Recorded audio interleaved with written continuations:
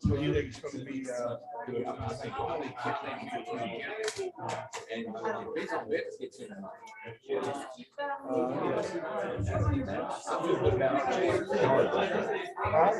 feel very good about it. I do look the other side too. Look the numbers. I mean, you think you've got enough money to buy that visibility? A lot of people don't know.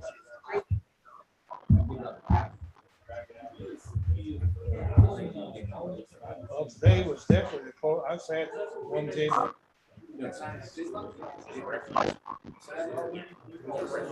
was sitting as close to her billionaire husband as I am. That's close as I ever got to billionaire. Yeah, here he comes. I got my head on too.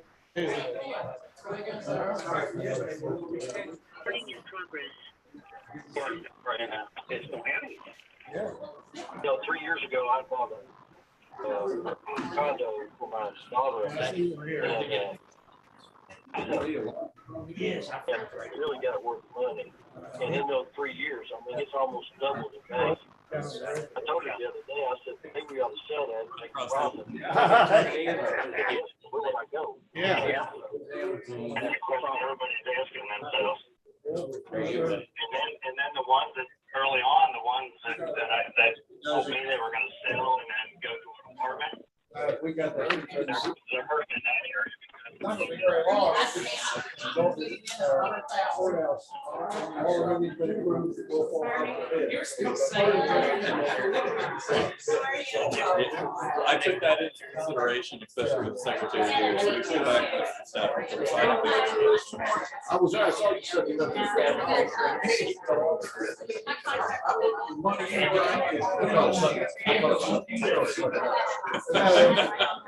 Well, it's looking good, Shelley. They do.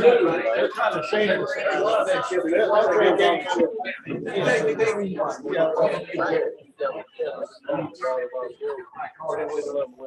Okay. Excellent.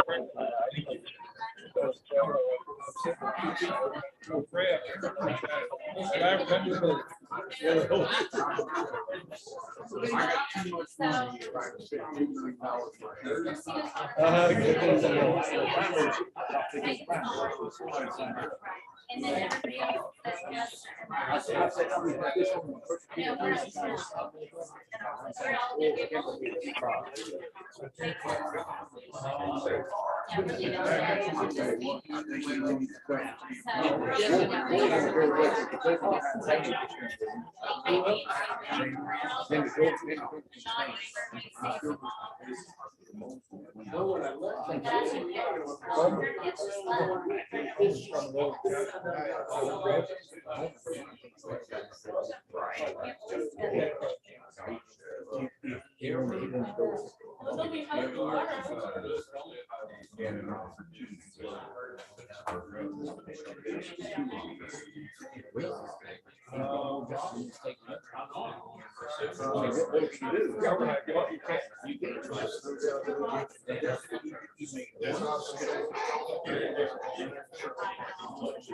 Yeah, you know, we did what we did, but we lived there.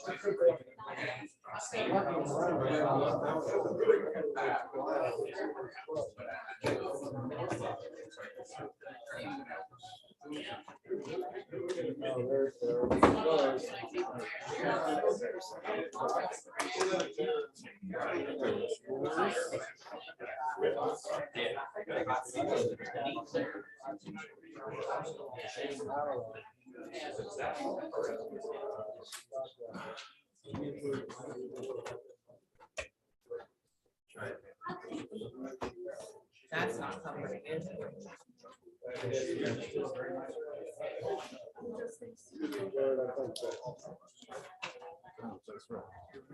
And remember, it sits too long without touching, you gotta click it to wake it up. Thanks for the reminder. All right, we ready? Ready.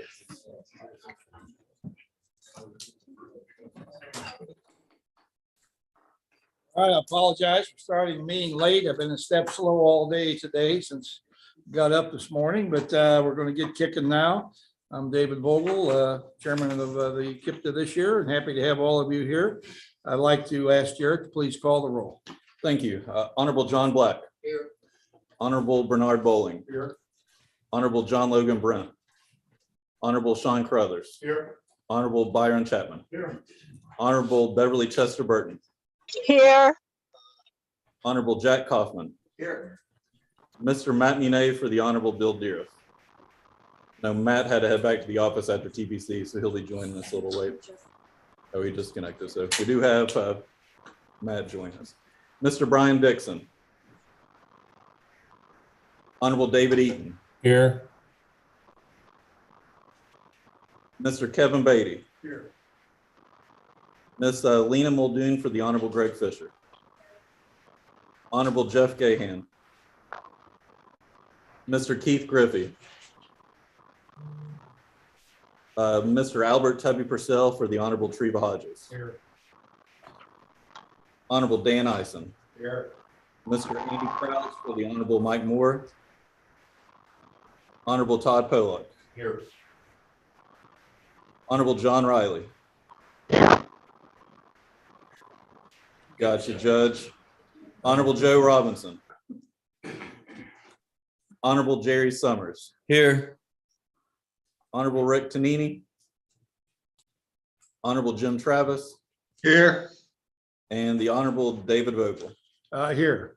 Thank you. And I also want to take a minute because I know a couple of our guests had to leave early, but I want to welcome Miss Dana Mayton from Congressman Yarmouth's office. Dana, do you have anything you'd like to share today? Just happy to see everybody. Happy crowd today. It is. Thank you for coming. And Miss Stacy Rockaway with Congressman Massey's office. Happy to be here. Thank you, Stacy. And we do have a All quorum. right, having quorum here, this meeting is down order. Welcome, everyone. We'll ask Mayor Bernie Bowling to present the minutes. Everyone received a copy of the last meeting's minutes. Have we had a chance to review them? If so, we'll entertain a motion to accept them. Motion approved. Second. Second. Have a motion and a second. All in favor? Okay, any opposition? None. Motion carries. Thank you. Now the July financial statement from Tom Pope. Thank you. In your packet, agenda item number 5 on page 15 is the agency financial report for July. We're still getting some changes in our revenue. Some came in later this week, and so we don't have the budget information to compare to, but we think by now they finally got the rest of it in. So next month we should have that, so it'll be a little bit more meaningful. And always in July, it's kind of hard to tell, you know, there's no way of showing any trends in anything, but we do have the agency-wide line item revenues and expenses for July and the balance sheet. And like I said, you can't tell much about how we're going to do this early in the year anyway, but the balance sheet shows we're in a sound financial position.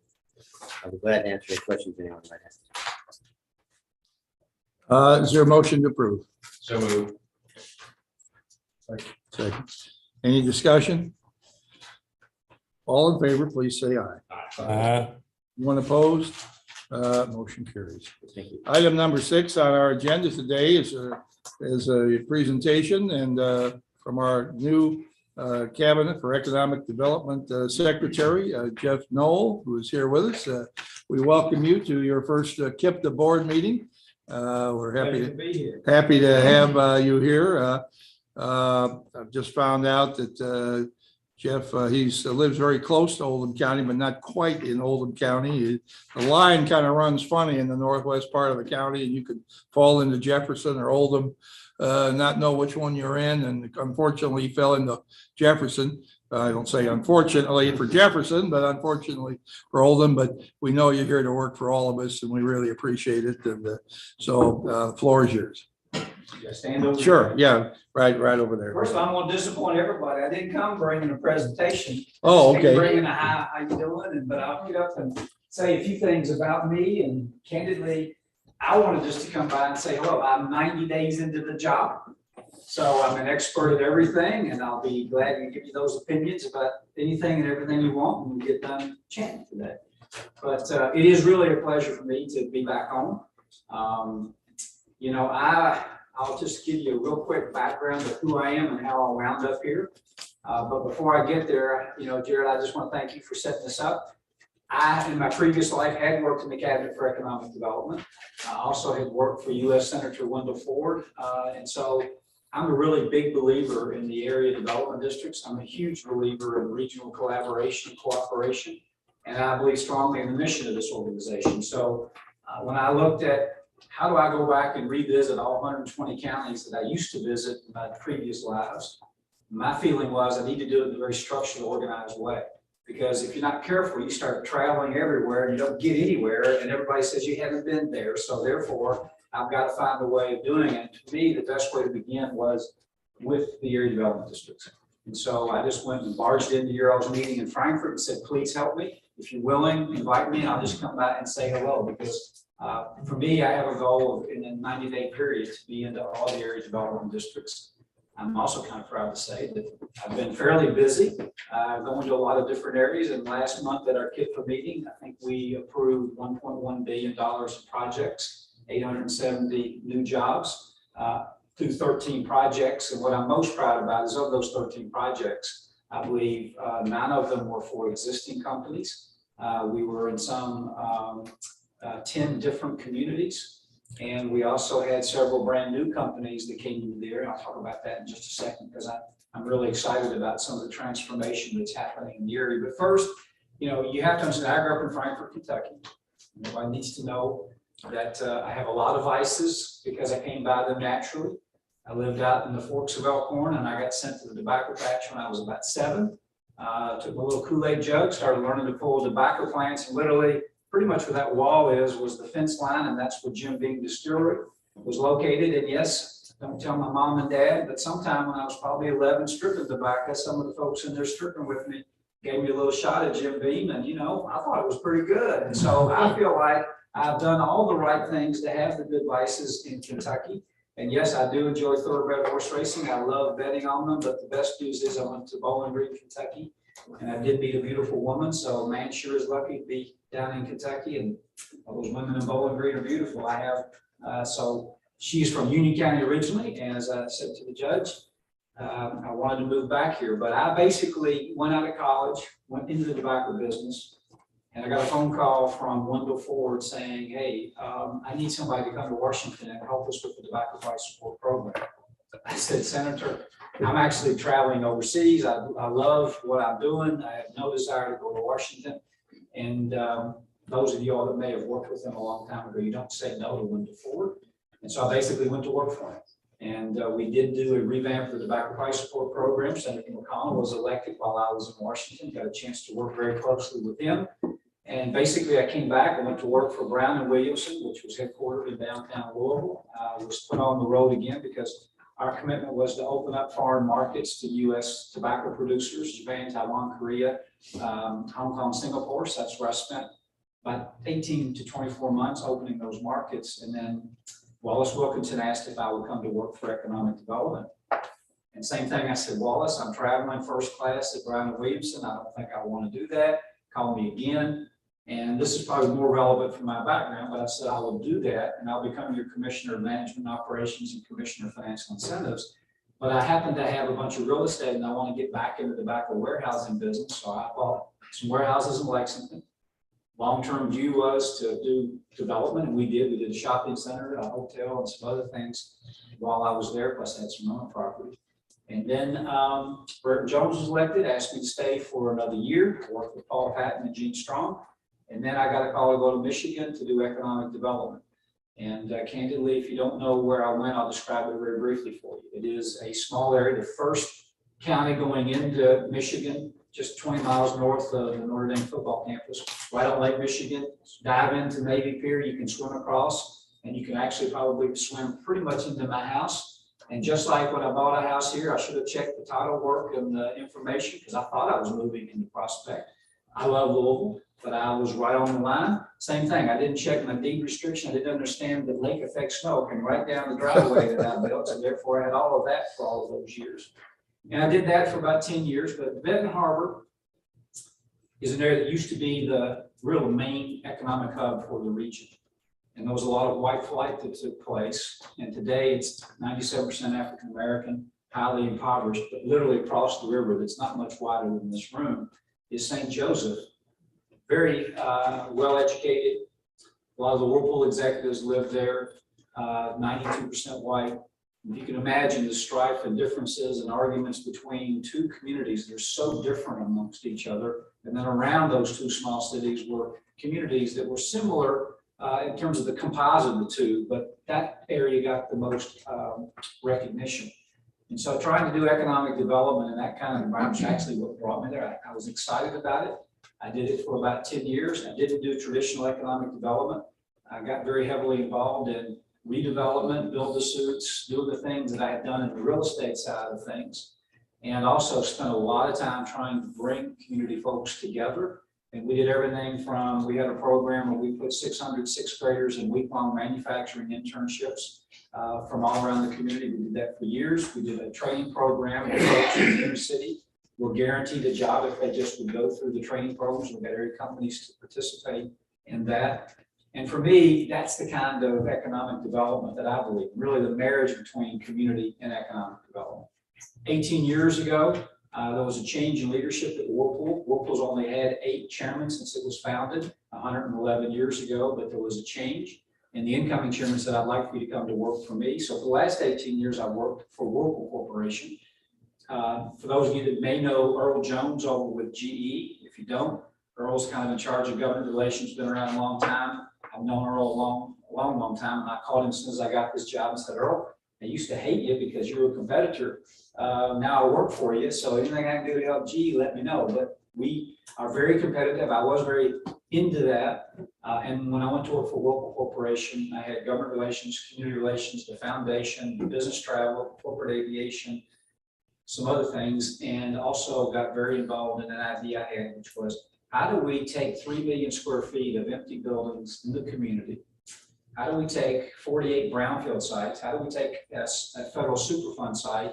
And hopefully you just envision, which is basically the Benton Harbor community, and say, how do we basically redo it? And let's do it with a golf course, a residential, commercial, and employment area. And so my boss said, go ahead, let's do it. So that was a project that I worked on.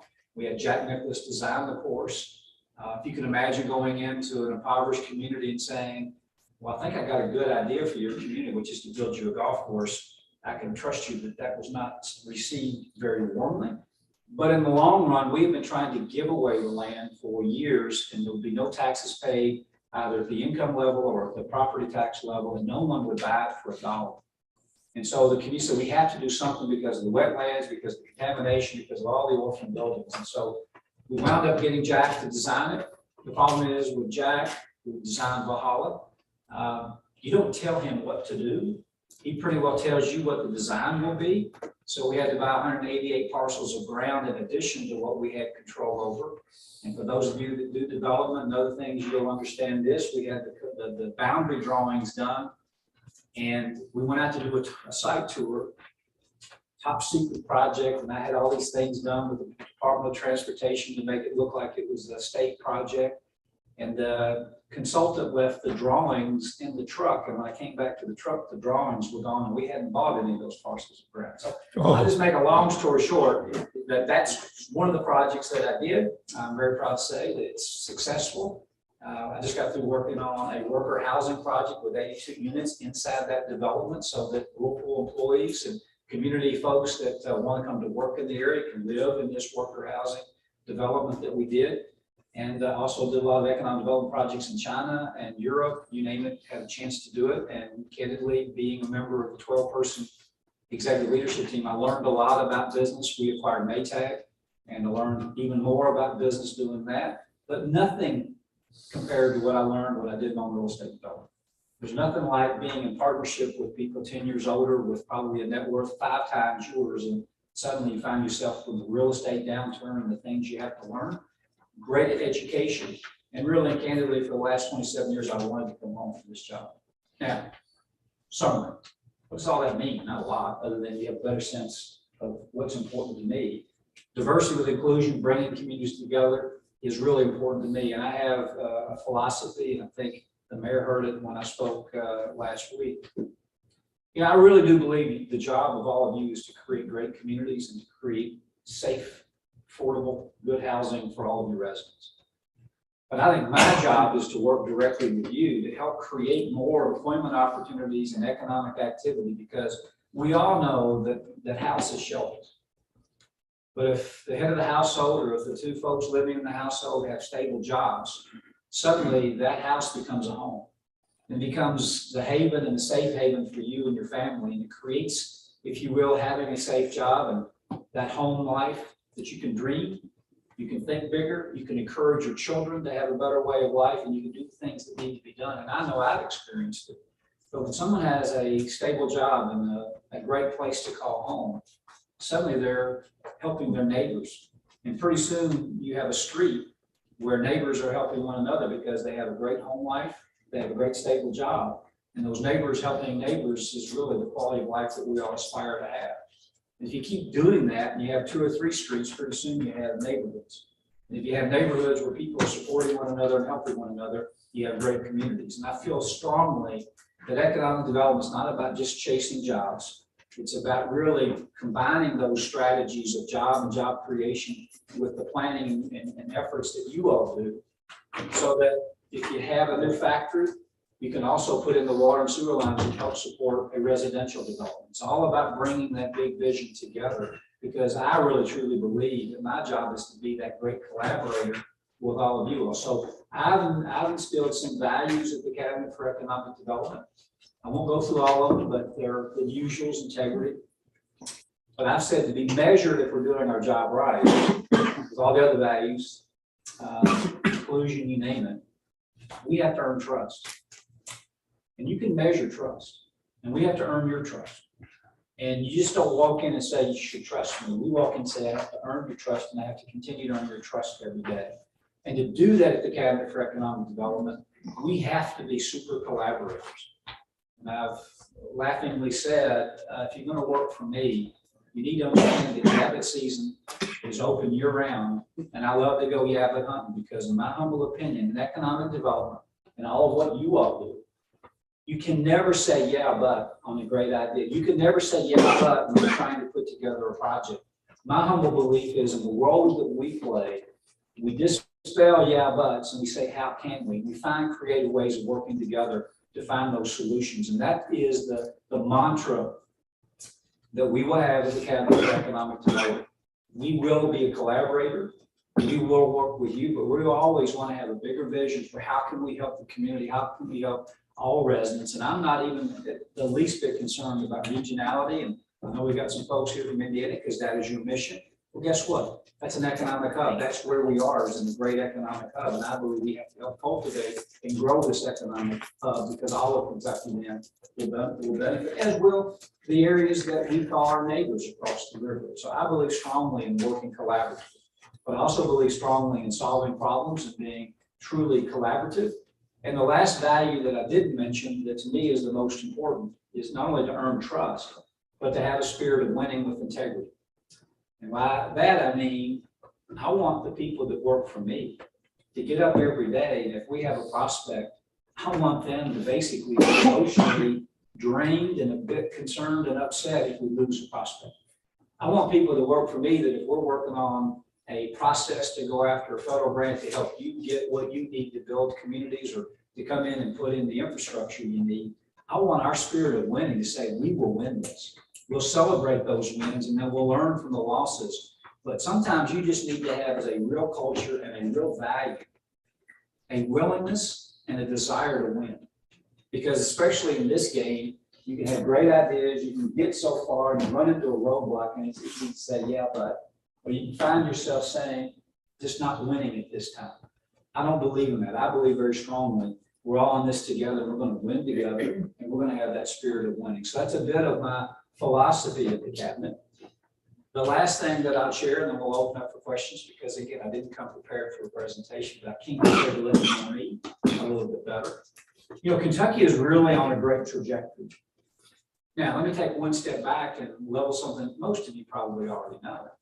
But you know, 1 out of every 15 jobs in the entire country tied to automotive, 1 out of every 15 is located in the state of Kentucky. Think about all the suppliers and all the companies that are located in the state of Kentucky that are linked to the automotive industry. And whether we like it or not, whether we agree with the process or not, I can tell you right now, there is real transformation taking place out there in the world of industry. And I'll give you some of the ones that I know are happening that we have to be out front of. Supply chains are being completely revamped and redesigned. I can tell you, Whirlpool Corporation for the last 3 years, if we could basically sell it, we already had it shipped. Let me back up. For the last 3 years at Whirlpool Corporation, we basically had a process where we had people waiting and they'd already paid, and it was just a matter of could we ship it to them. In other words, what I'm trying to say is we could not make product fast enough and ship it fast enough based upon all the sales we had. And that was because of the supply chain problems that we had. And if you got 186 parts for a refrigerator, and 185 of them are there on your site on Monday, you're just plain out of luck. And you got 2,700 people in Iowa that are not doing work because Whirlpool have 9 factories. Supply chains are going to be redeployed, redesigned, and basically reinvented. We need to be out front of that in Kentucky. Second thing is, a couple of years ago, they had a Blackstone investment group wrote a letter to all big companies and said, ESG is really going to matter, and we're going to measure you. You must submit reports on how well you are doing as a company for the environment, for social, and for governance. And you're going to continue to hear a lot more about big companies being held accountable under ESG. And what are they going to do? They're already pushing down that compliance to their suppliers. And they're saying to their suppliers, how much can you help us achieve our net zero? How much can you do to show tangible evidence of being a part of the circular economy where we're recycling, where we're reducing air emissions? Think about that. All of the companies, small, in our state are going to be told, you have to participate in this ESG revolution. You have to be a part of what are you doing to help social? What are you doing to help the environment? And that's going to be a big change for a lot of companies. We have to help them work through that. Now, on the environmental piece, you know, when I watched the Jetsons when I was growing up, and everybody said that would be what it would be like when we turn my age. It's not. But guess what? There is real change afoot. And if we have basically the 5th or 6th highest concentration of automotive investment in any other state in the country, and 1 out of every 15 jobs in the country are tied to automotive, our workers right here in Kentucky, and you start having the big three and other automobiles saying, we will stop or we will slow down combustible engine manufacturing, and we're going to move to an EV platform, what does that do to all of our suppliers? What does it do to all of our economies? What does it do to our local communities? In some cases, we probably don't even know what percentage they rely upon from the automotive sector. And so I think the governor has done an outstanding job of being ready and being there and being aggressive. And now to have 2 EV facilities to be announced and located in the state of Kentucky means we are out front of that trend, that change and that transformation that is going to occur. Like it or not, it's going to have repercussions.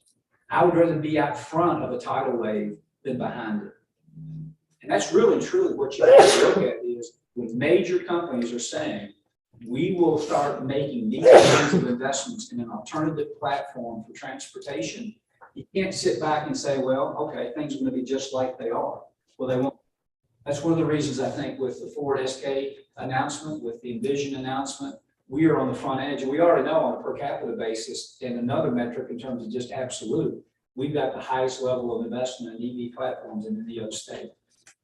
We've seen other companies that have now come in to supply those businesses. We just announced one today that it's just a typical kind of company that's coming in as a result of this change, but they could help other companies learn how to change as well.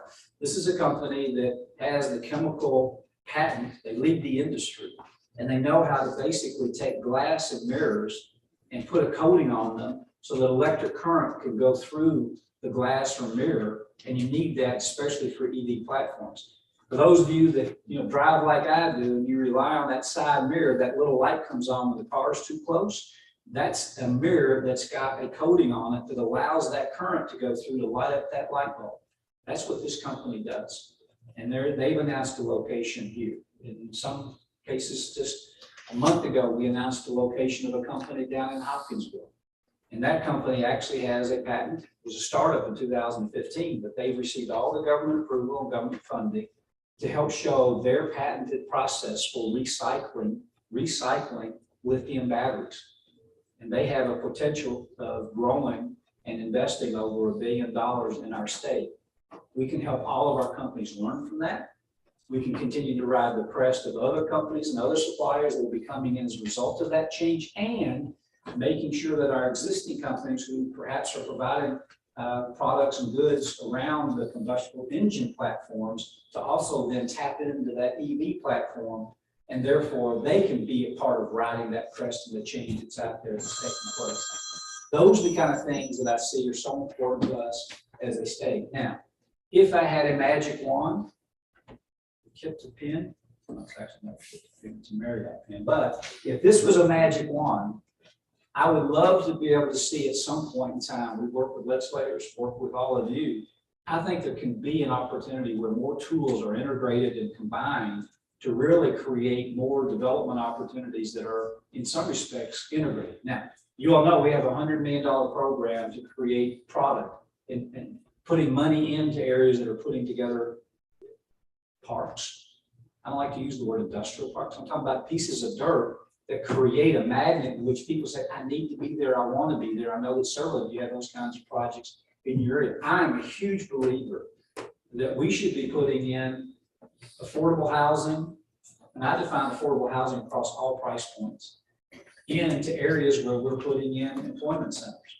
I believe we should have tools and programs where if we get a big project, we also get funding to put in that housing, maybe even put in some commercial, maybe even put in a little retail that goes along with it. Those are the kind of things that companies are looking for, because today's worker doesn't want to have to drive 30 minutes out through the country and go to work and have nothing else around them. There is a need to create services and activities and residential opportunities in, near, and around where there are employment opportunities. And again, I know many of you are working on those kind of things, but I'd love to see a lot more of that integrated opportunity happen. I mean, I would love to even see applications coming in for the PDI funding, where they set aside 5 acres to do an 82-unit multifamily development. They found a developer, or they're partnering with someone, because that's going to be a magnet to help combine, come work here, come live here, and on down the road, come play here. Those are the things that are happening, because the 2 elements that I know for sure about economic development when I started doing this with Wallace and with Burton Jones, it was all about having a piece of dirt. It was all about a bunch of incentives, and whoever could sell the best got the project. Today, it's about three things. Where is that absolute sweet spot for their supply chain? And trust me, with rising costs and complexities, that sweet spot is done with the logarithms to really understand where their suppliers are. Second thing is, what is really the human capacity, not just people to be trained, but the human capacity and the ability to create human capacity for the long term. That's the second most important element for any company coming in to look at where they want to go.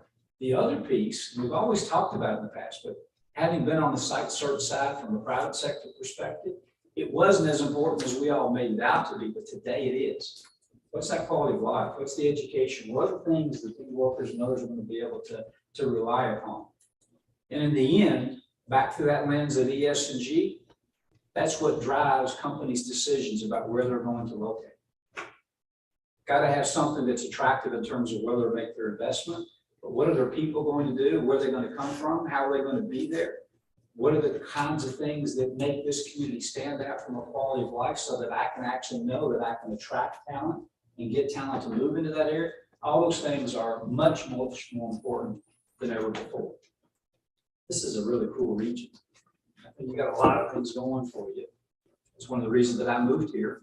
And so I think there's a lot of good things happening, but that is my philosophy, and that is I don't want to just be trying to chase new companies or make sure that our existing businesses feel that we can help them have the right kind of business climate that they need. I want to bring it all together, because in the end, it's what I mentioned.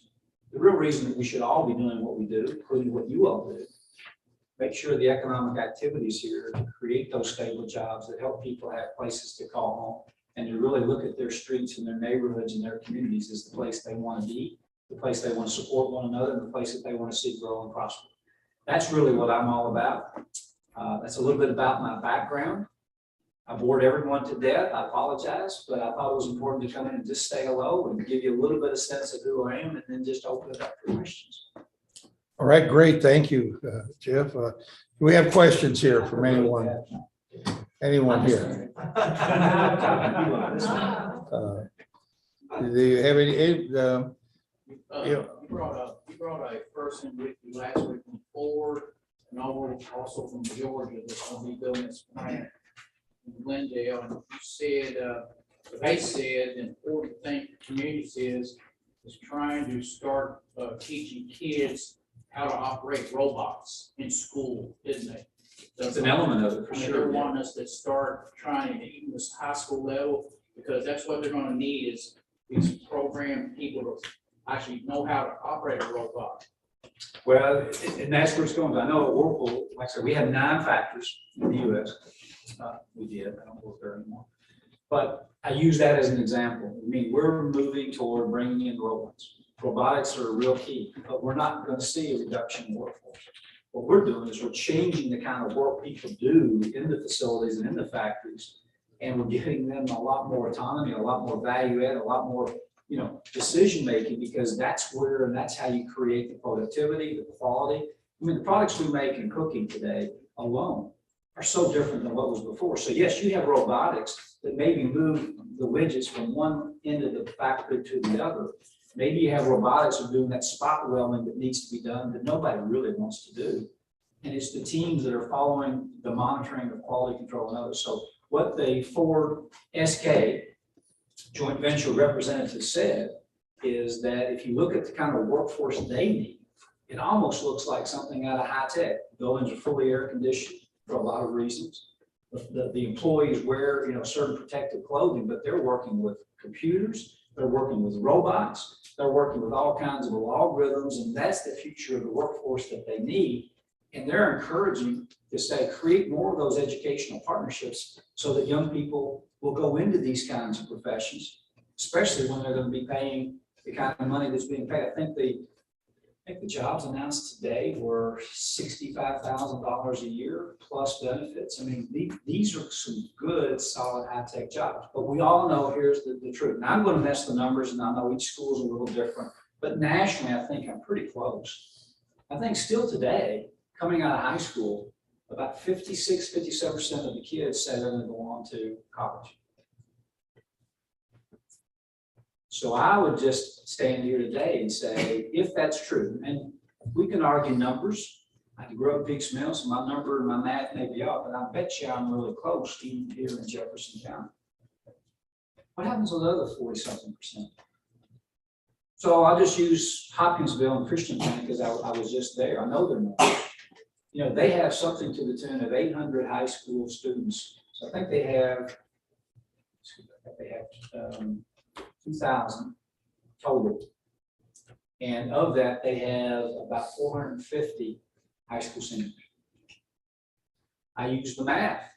Half of that, thereabouts, is 220 students every year coming out of the high school. You gotta do everything in terms of planning on a 3-year cycle. So for a 3-year cycle for a company in that area, that's 750 young people coming out of those schools that we already know are not going on to college. How do we find ways for them to become the workforce of tomorrow? Because I can tell, and I did it down there. I'll look any company out and say, at our cabinet, it's all about shared responsibility to lead those shared opportunities. You, Mr. and Miss Company, have to figure a way that you get the young people excited and you work with our area schools because there's 750 young people coming out over a 3-year window that can be and should be your workforce. What are we doing to try to help train them?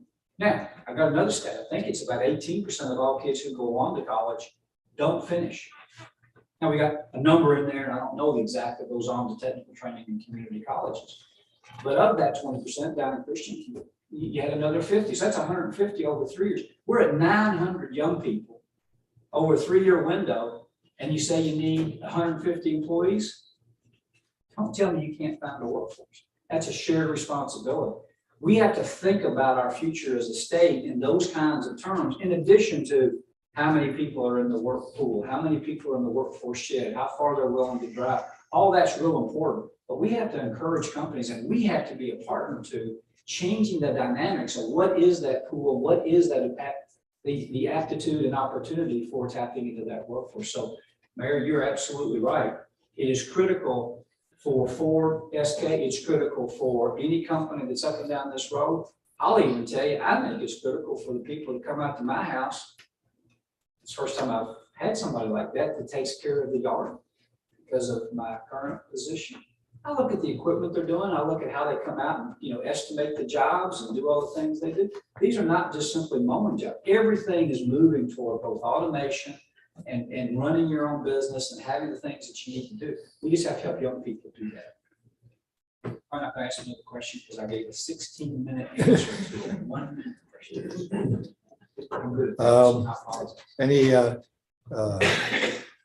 Jeff, I mean, we've talked, you got the GE and the companies John referred to, the automation. We got the big elephants here.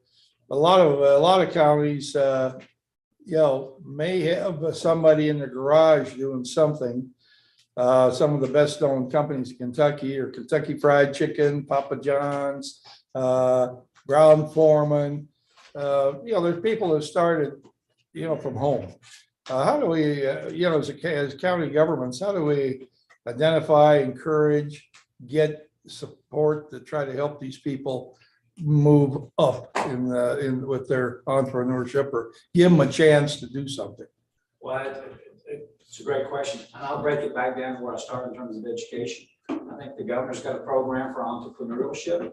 We need to grow that. I think there's only 180 students around the state involved in that. We need to grow that because I find anywhere that we can have schools that are teaching entrepreneurialism, we should be helping them do it. And by the way, having once been an entrepreneur, having to go borrow money, do the things that you have to do, there are ways of teaching the fundamentals that you need to do if you want to be an entrepreneur. Being an entrepreneur is not for everybody.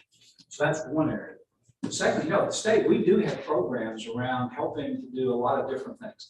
On one, we create and we have partnerships with the university systems to do technology and to do technology support and assessment. I mean, University of Louisville's got a great school down in their School of Engineering that does nothing but work with area companies, including startups. And I met one when I was down there, and they've got some sort of a thing they do with servicing companies using prototyping machines. And they actually rent the prototyping machine at the University of Louisville Speed School of Engineering to do their business. it's those kinds of partnerships that are helping us change for tomorrow, that helps those folks working in the garage to say, maybe I can take that idea to the next level. We actually have a program working with various partners that can provide either seed funding, mezzanine funding, or even direct funding or collateral guarantees to help these folks take their ideas and turn them into the next step in order to commercialize their business and take it to the next level. And I'm crossing our fingers, but I'm hoping that Kentucky and the Kentucky Cabinet for Economic Development with all of our partners are going to get a big slug of cash from the federal government under what's called the SSBCI program to be able to help do loan guarantees and collateralization for small and medium-sized business startups. So A, you'll have to be our eyes and ears. B, if we find some of those folks, refer them into, and you have several local economic development groups here. You have the SBA programs here.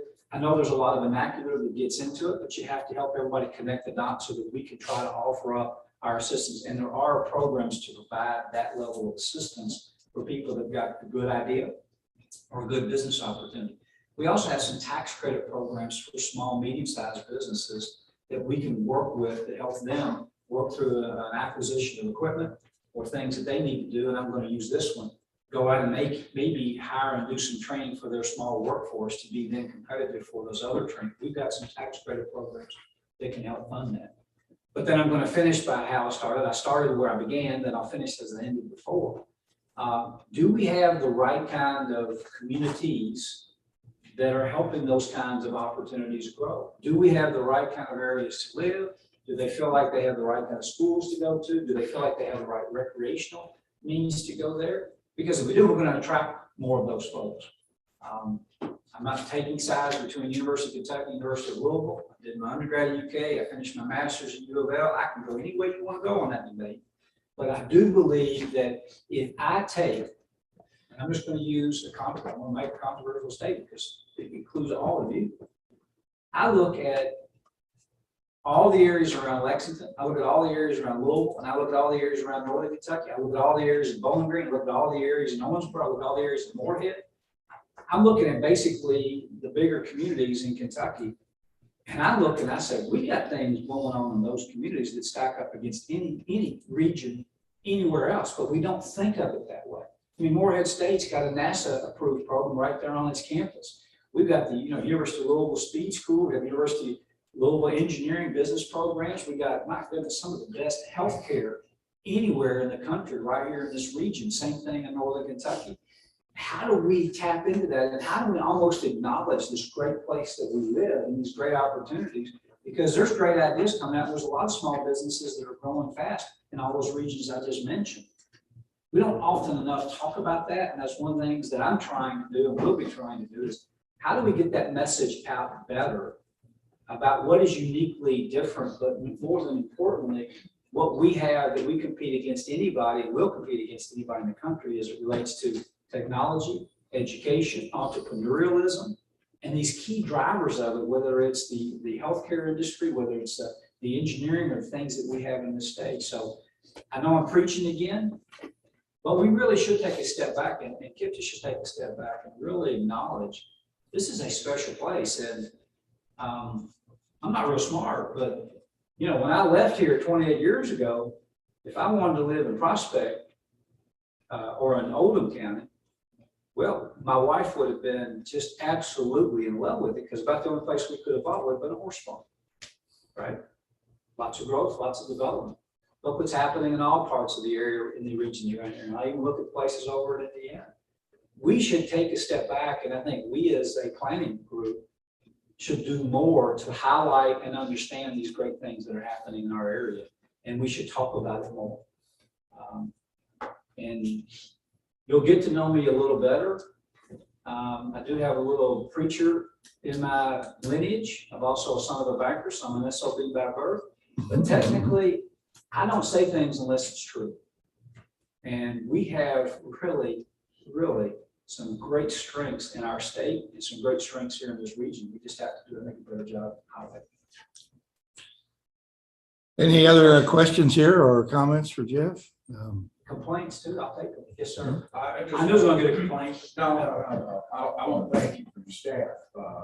Staff does a great job. We just, I think you've got it up in your paperwork this week for about a $200 million distillery in Shelby County. As soon as I get some taste testing done, yeah, we'll We take that we to can the arrange range. it, yeah, but the staff, Mayor and I, we probably worked a year on this project, and your staff has been so much help to us, and we've got a lot of projects going in Shelby County. The other thing is, I appreciate you going on the history, because last week, when you spoke at the governor's conference, I kept trying to think, where had our paths crossed? Was an executive at Philip Morris a few years ago. I finally put it together today, so. Oh, yeah, you do remember. I started out with the Burley Tobacco Cooperative Association, then wound up working for Senator, and then with Brown and Williamson. Right. I was right there with your cohorts in Asia and elsewhere, but Just couldn't put it together till today. we have a great staff. I'll just tell it like it is and know that I gotta go, but I'm saying this with pride. You know, our staff, the Cabinet for Economic Development, is over half of what it used to be when I was here under Wilkinson and Jones. Part of it's because we've had a lot of, challenges, but we're down to 60-something people. I think we have a few openings. And I'm actually quite proud of it. We're lean, small, and I think, as I said at the governor's conference, if everybody on our staff divided up in Tuesdays and went out to every county in the state of Kentucky, we barely would have enough to do it. And that's okay, because we have a broad swath that we have to walk, which I go back to, the only way we can do it is by really truly collaborating. And quite candidly, I think I put our staff up against any. It's great folks, they're dedicated, and not a one of them, except for me, do it for the money. I mean, they do it because they really have a passion for what they do. And despite what the Lexington Herald and some others are saying, bourbon is really helping our state. I know there's some concerns, and I won't delve into that. But what I love about what the bourbon industry is doing, I just make a great product, and I happen to be one who loves great products. Almost every project has a component around tourism, right? Going back to what I talked about in terms of branding and talking about our community and the great things we have to offer, tourism is a great example to people looking to move and elsewhere of, hey, this is a great community. There's a lot of things to do. And where you've got distillers that are creating that kind of activity center and things to go do, or even if there's a walking trail that goes along with it, in addition to the walking trails and bike paths that you all plan for every day, it actually creates a brand for that community. And I really think that that's one of the benefits of all these distillery things that are happening, is not just the investment in jobs, but that quality of life and that tourism attraction that's being done. And I think I may have said at the governor's conference, bear with me, but I worked on a project a long time ago with Worthington Steel. And I mentioned to the challenges in Benton Harbor. And he told me he wasn't gonna come, and I said, yeah, you will. And I basically said, you're doing a joint venture, I'll pay for a tax study to see what the tax implications are at the JV level as opposed to what you all did, which was the operating level. And if we are lower, you come. Well, I paid for it. I don't know what the results were, but he wound up coming. And he said at the groundbreaking that one of the things that he wanted our community to know is that he never recommends a location of a new facility in a community that says they have no issues and no problems. He also said, I'd rather go to a community that's got more issues and more challenges, but they have people working together because they have a vision for where they want to be, because I want to be part of the vision to help bring change in the community. So insofar as a community has its identity and a sense of itself and a vision, he said, that's where I want to go. And I can overlook some of the blemishes and things that all communities have. That has always stuck with me, because I go back to the stories and other projects. Tobacco's been what it's been. Coal's been what it's been, and I don't know what the future holds for both, right? But I know that in our state, since I've been gone, I've seen little communities that have created this identity around tourism, activities, or things to do, or they've even identified little cottage industries that they highlight and talk about. We're the capital of quilting down in Paducah, you name it. Never, ever underestimate the power of your own strong self-identity and the way you brand that and promote that. I think it really makes a big difference in terms of the kinds of things that are going to happen in the future from an economic development perspective. We're riding a crest of great transformation in the automotive sector. Who can believe that we're all chasing billion-dollar deals, and we are, and we'll continue to do that. but I don't think that's going to be forever. And I really do believe, back to your original comment, Judge, small businesses, startups, people who want to go into business for themselves, technology, taking IP out of universities and put it in private hands to monetize and capitalize on it, that's our future. That's the opportunities that we have. Folks, I know I've been way too long. Mr. Secretary, yeah, thank you so much for being here today. We No, really- thank you, and I look forward to working with you and underscore what I said earlier. Our team has a spirit of winning. They have to. We have to collaborate. And Jared and others, we want to work together with you. And I'm old enough to be able to say it. I used to think I could do it all on my own. I'd rather work with anybody and everybody, because multitudes of ideas and multitudes of ways to help work together is the only way to really creating success. And I'm looking forward to it. Thank you very much for being here. Appreciate it.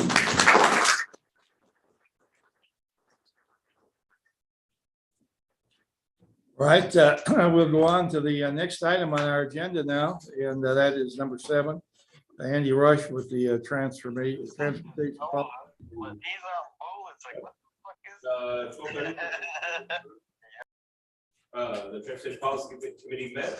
A couple highlights from that meeting included a few things, including I Moved Kentucky. I Moved Kentucky is the project focused primarily on I-265, the widening from Taylorsville Road out to I-71 in the east end here, interchange improvements at I-64 and I-71, and then improvements on I-71. In addition to that, is 4-prong project out to God's country out there in Old County, Mr. Chairman. So Chris Sloan from KYPC gave the committee a report on that, a status update. A couple of things of note. You know, the supply chain's hitting them hard too, on some of the bridge construction in particular. Workforce issues are hitting them hard too. The project was scheduled to be done by the end of next calendar year. He says it's due to the supply chain shortage, might be spring of 24. Namely, I think the bridge construction is what's slowing them down right now, getting supplies in. So again, we'll see some changes for those of you that drive on G Snyder regularly. We'll see some changes with traffic shifting probably in the coming month or months. So as anybody that drives on a regular basis sees the progress there. We also had a presentation from Elizabeth Park, our staff here at KIPDA, presenting our Complete Streets Policy. We presented the Complete Streets Policy to the Transportation Policy Committee. Complete streets are streets that are appropriate and accessible for all users, buses, trucks, cars, bikes, pedestrians, etc. So complete streets policy is something we're really proud of here at KIPDA. It's a few years in the making, quite frankly. And so complete streets policy is going to help guide our path for the funds that are under the control of that TPC, more or less $30 million a year under TPC's control. And so that will help guide those funds going forward. So something we are really excited about as staff. Alex presented about Safe Streets for All grant. He'll come up here to the podium after I'm done here. So I'll leave that one alone. We've got a CMAQ performance plan. CMAQ, for those who don't know, congestion mitigation and air quality. Since our region has some air quality issues of concern, and since we are a particular population now, we're required to have one of these plans, and that monitors. It adds to our performance transportation performance measures. In this case, it's related to person hours of excessive delay, how much congestion, how much delay in the region on a per capita basis. It also monitors the non-SOV travel, non-single occupant vehicle travel. Looks to prioritize other modes of travel other than the single occupant vehicle travel. And then there's some emissions and reductions measure in there too. And last but not least, I want to mention the Indiana MPO conference was discussed. That's a conference that we are hosting. KIPDA is hosting on October 4th through 6th over in Jeffersonville.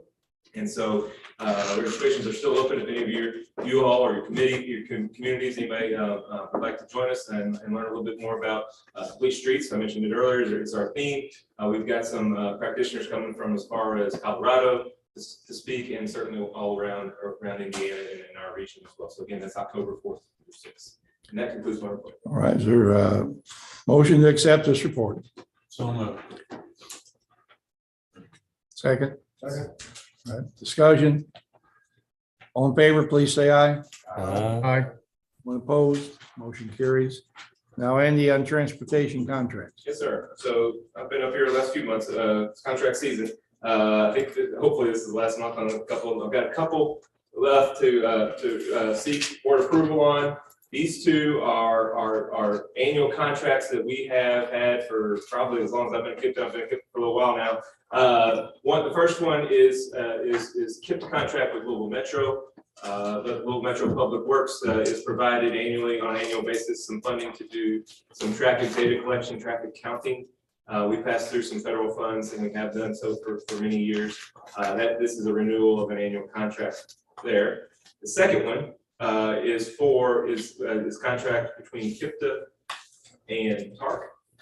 And that is also in a similar vein, it's data collection, but it's more specifically route monitoring, counting how many trips per day, trips per month, per year on their routes, and both of these help not just KIPDA staff, but TARC and Louisville Metro staff and the profession as well in our industry here in our region for transportation planning purposes. So I'd like to request that the board consider approval of those two contracts.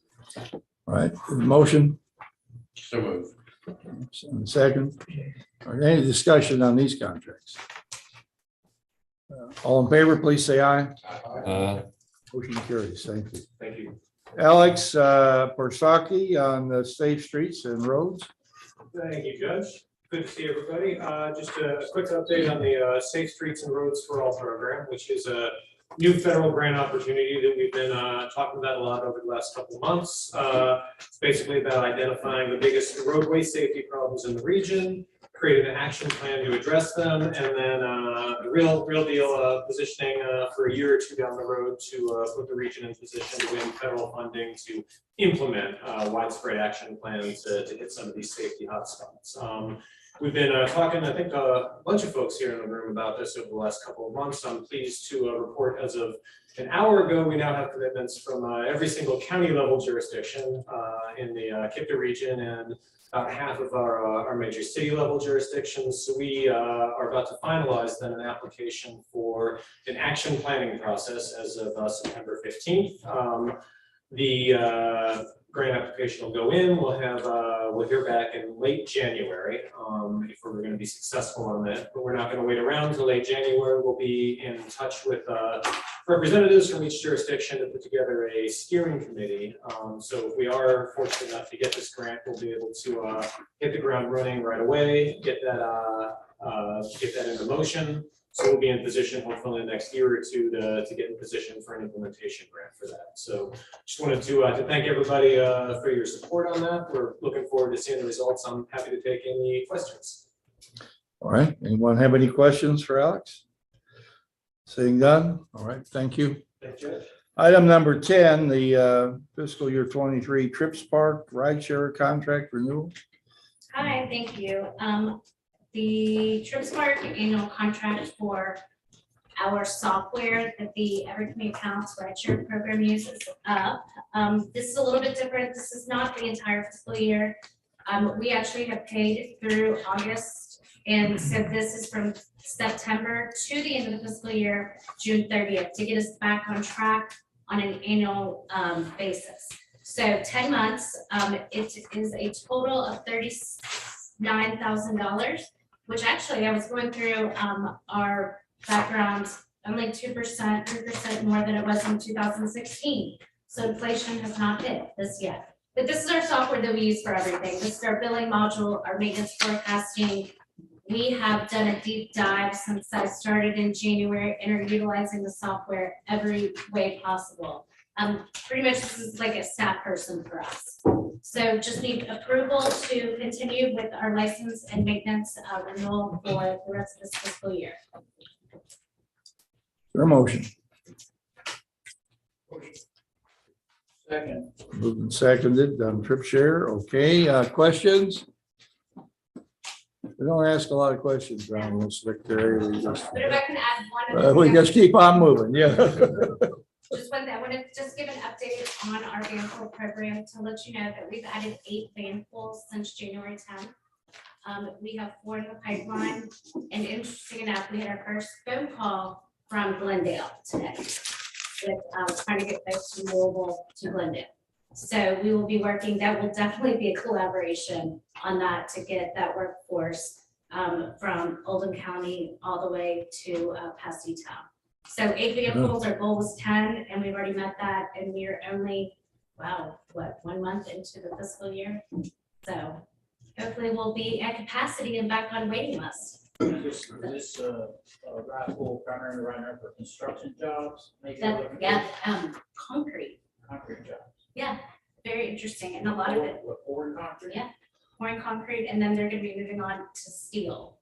So lots of people, that's one of the biggest concerns is they can't get people, nobody wants to drive with gas prices. So they're looking at ways for, the contracts are only 6 to 9 months, they were saying. So we have vans available, we can help them out for short term.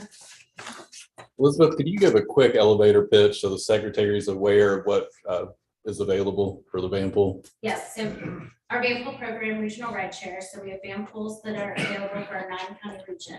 So available, as long as you live or work in one of our counties, we can provide van pools, which we have vehicles available. Our lowest point for the pandemic, we had 12 on the road, and we're up to 35. So it's been fantastic. Frankfurt is returning back to work, some of the very large facilities, so we're seeing more folks going back to Frankfurt, and of course, Fort Knox being federal. But we are projecting out from what we have in our fleet, because our fleet has decreased, that we still can hold probably 8 to 10 van pools for Glendale. You know, if that, those are our biggest to going forward. So moving people, utilizing our fantastic parking lots that are underutilized in this area, looking at it long-term or future, have a van, hey, this van pool is going to, Glendale, these are the work hours, it is available, and we can target employees that live in this area. So using it as a tool to recruit. Great. Have you worked at all with the Ford SK folks, or has that been First phone call was today, they called. good? So they, no, it was it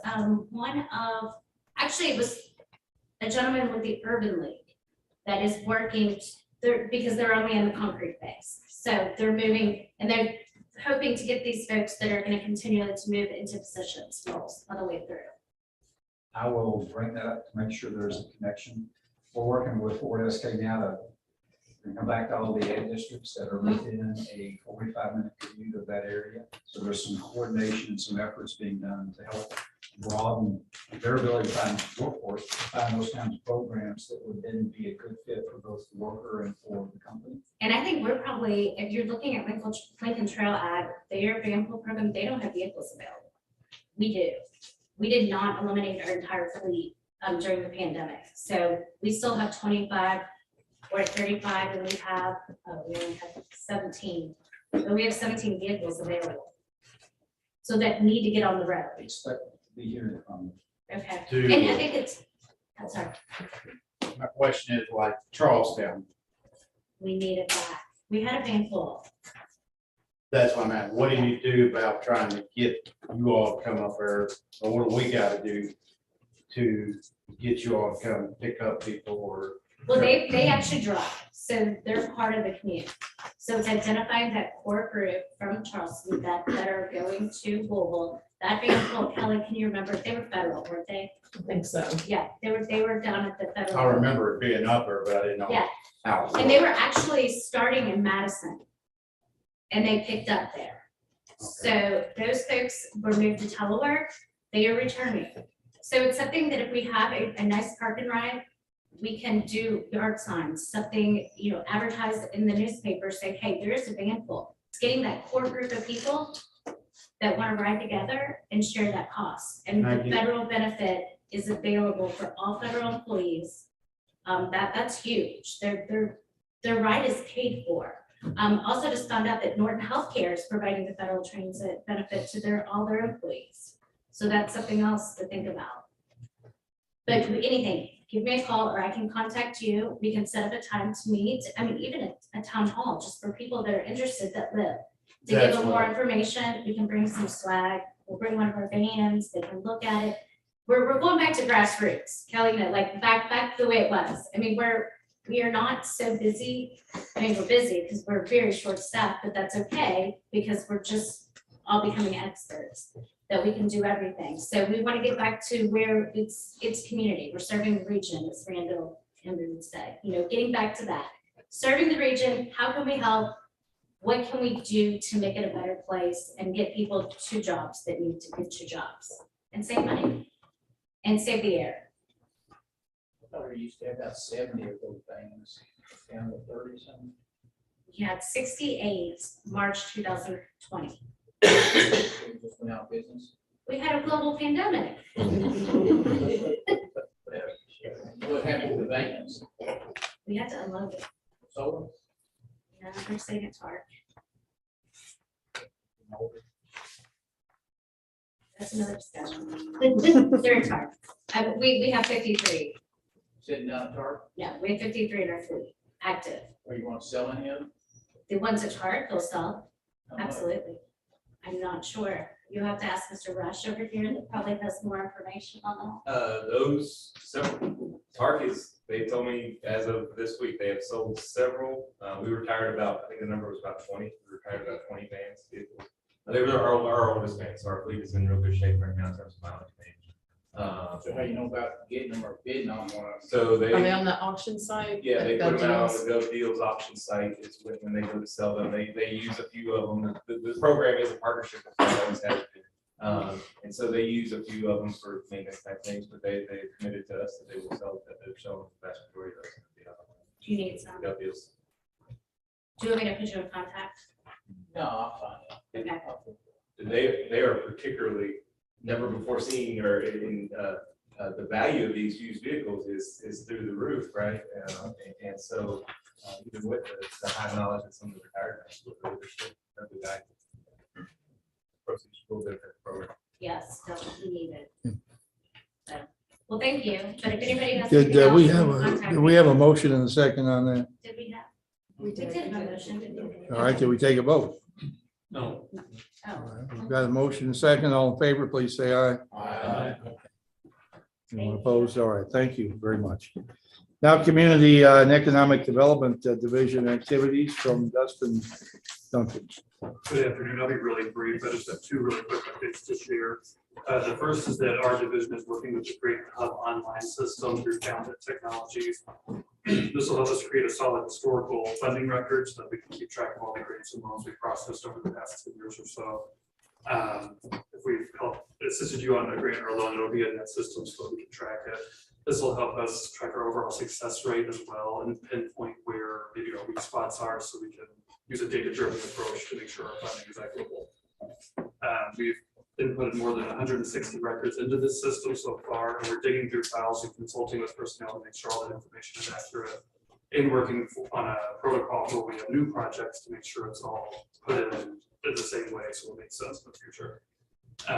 When we have something complete, we'll share it with you all, and we can quickly generate reports for board and anything like that that you might want. The other quick thing is a quick recap of the local issues conference we attended last week with some of you all. There's a lot of funding coming down the pike through the Infrastructure Investment Act, and we don't know where that's going to land exactly yet, but we are standing ready to help you all with that. If you're interested in some of the infrastructure funding, just reach out to us and let us know. And unless there are questions, I don't require any action this time. All right, thank you. Any questions? Thank you. Justin Carter, Clean Water Update. Thank you, Chairman. Good afternoon, Board. I have just one matter of business that we need board approval on, and that is for a project in Shelby County. It's a project that's going to receive some round 2 allocation from the Cleaner Water Grants Program. The Shelby County Detention Center Gravity Sewer Project. The cost estimate for this project is $442,600. It is a project to install 2,000 feet of 10-inch sewer main and 1,200 feet of 6-inch sewer lines to eliminate an aging and undersized private sewage pumping station and deteriorating infrastructure affiliated with that. The project is a major priority for Shelby County, and I just need to seek board approval before I go into more of our cleaner water program report here for that project. All right, is there a motion to approve the Shelby County project? Second. All right, any discussion on it? All in favor, please say aye. Aye. You got it. Go All right, ahead. I'm gonna try to condense this cleaner water program report as much as I can. It's been a big thing for us to tackle here the past year or so, so I'll try to condense it. Starting on page 20 in your meeting packet, you'll find a list of all the cleaner water program projects broken down by county, our KIPDA region. Feel free to review those for your respective county when you're on time. I'm just gonna give you all a brief overview of the program and the projects that are in each county at this time. Will County currently has a total of 7 projects that have allocated clean water grant funds. There are 4 water projects and 3 wastewater projects. Judge Summers' priority, the water main extensions in Bullock County is a project with North Nelson Water District. It's going to bid next month. It's one of the only projects that is going to be utilizing just round 1 program funds.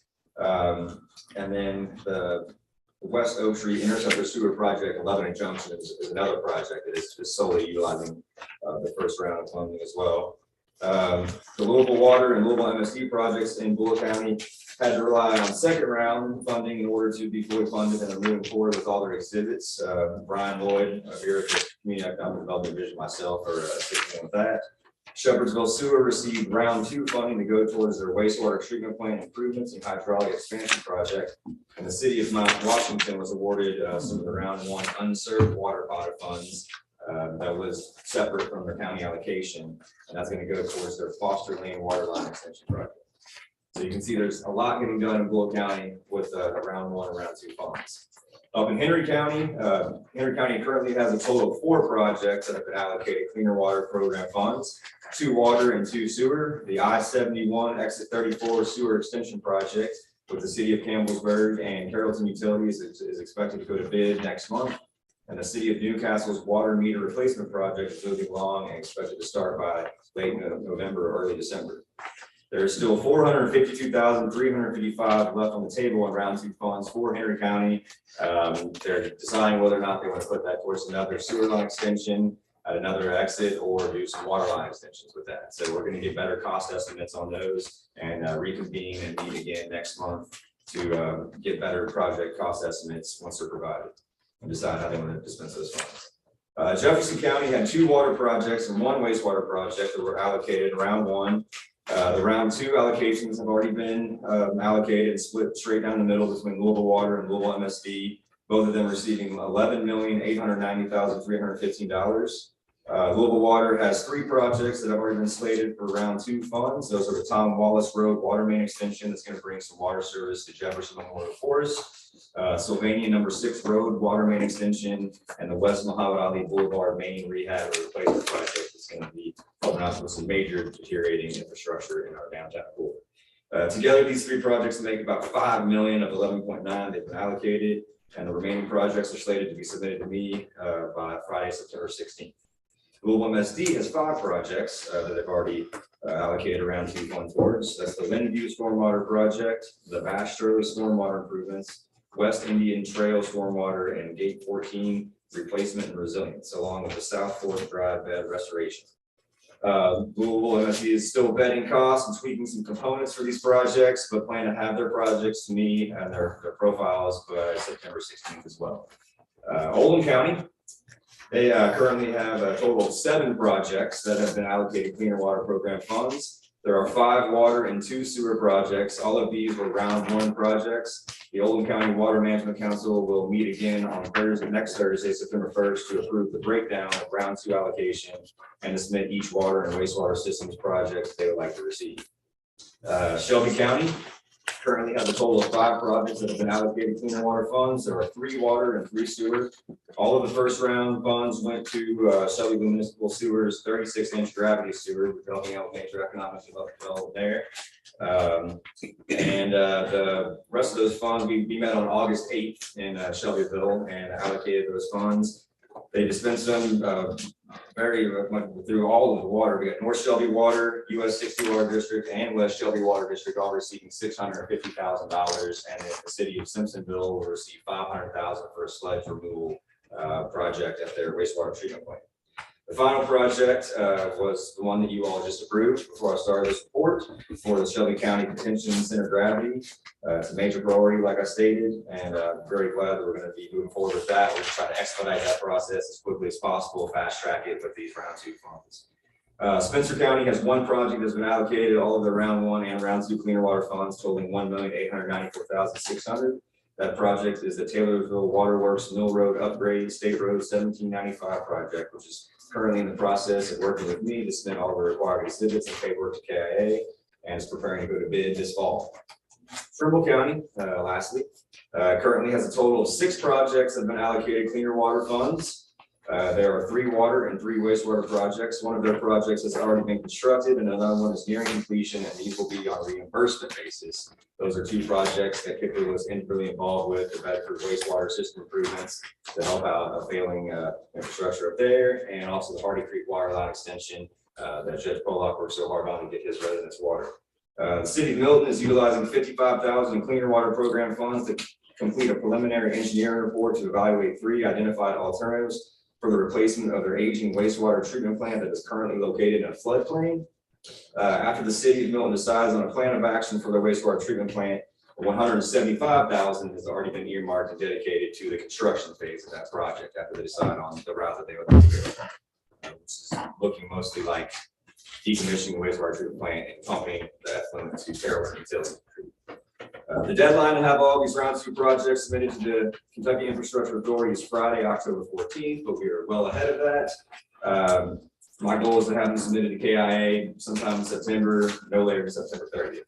As of now, Ryan Lloyd and myself are administering 14 of the 21 round 1 projects for our counties, while also providing technical assistance and guidance to the other 7 cities or utilities who are administering their projects themselves. We will also be administering several of these new round 2 projects I just mentioned, and we will be also helping everyone execute all the project profiles as they come in, and all the mapping with our GIS division. And this concludes my report. No action is requested since you already approved the 1 project that I needed. All right, thank you. Thank you. Appreciate it. Kelly Cecil with August personnel report. Sure, thank you. We've had 2 new hires in August. Amber Rosario has been hired as an Aging and Disability Resource Center nutrition assessor in our Division of Social Services. She started Monday, August 15th. She earned her bachelor's degree in history from Fayetteville State University and a master's degree in social work from Capella. She comes to KIPDA from Omni Health, where she worked as a therapist. Ethan Shoggy has been hired as the Community Economic Development Planner in the Division of CED, effective August 22nd. Ethan, you want to say hi? He earned a bachelor's degree in political science from Northern Kentucky University. He most recently served as a government and legislative services associate at Goss Sanford PLLC. Spencer Williams was promoted from a transportation planner 1 to a level 2 in the Division of Transportation. That was effective August 8th. We had some resignations. Danielle Story resigned as director of CED effective August 5th. Elizabeth Park resigned as transportation planner 3. Her last day is today, August 25th. Lindsay Birch resigned as the person-centered service plan specialist in social services. Her last day will be September 1st. And lastly, Jessica Summershawn has resigned as Michelle Key waiver supervisor. And her last day will be September 2nd. We currently have the following vacancies: a grants administrator and planner position in the Division of CED. Actually, I have listed here 2 service advisors for the home and community-based waiver and 2 case managers for the Shelby waiver. We've actually hired since this report was written. So we have 1 of each of those still available. And then we have a transportation planner 2 position in the Division of Transportation. These job descriptions can be found on our website, KIPDA.org. Our current staff count is 80 full-time permanent and 2 part-time permanent. That concludes my report. Actions requested. Motion to approve. Discussion. Thank you. All in favor, please say aye. Motion carries, and I'd say let the minutes reflect the board thanks Elizabeth Park for her service here and wishes her the best in her new situation. Thank you. Next item is a lease from Tom Pope for this building, I guess. No, actually, it's not. Okay. Yeah, we own this building, but we have our transportation department is in a building just around the corner here, down the road, and we have, this is the fifth amendment to that lease. And it, they're 2-year increments and it's on agenda item 14, page 44. And the current lease will run out November 30th of 22. And the proposed change would be for the first year would be at $15.30 per square foot, which is a 2% increase over the current rate. And then the second year would be at $15.61, which is an additional 2% increase. And we request approval to sign this amendment to the lease. All right, you make that recommendation. Yes, sir. All right, your motion to renew this, basically, I guess, a 4% increase over 2 years.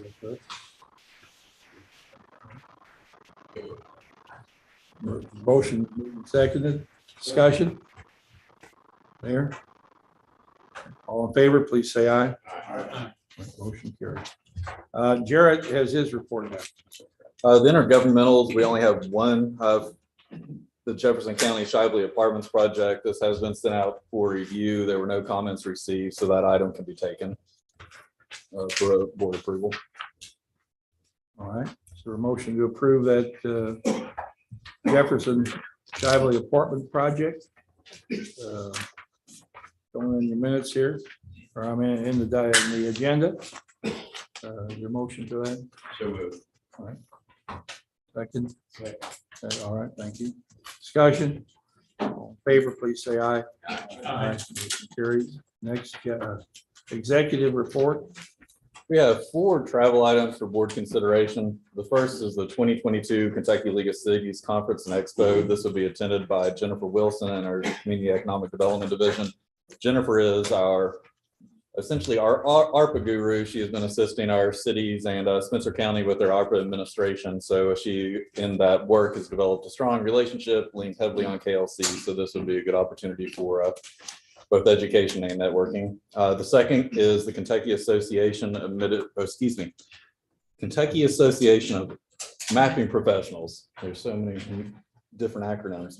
This conference is in Lexington, September 27th to 29th, and would be attended by our 4 GIS staff members, Zach Herzog, Aaron Jones, Anne Marie Sacra, and Joseph Garcia.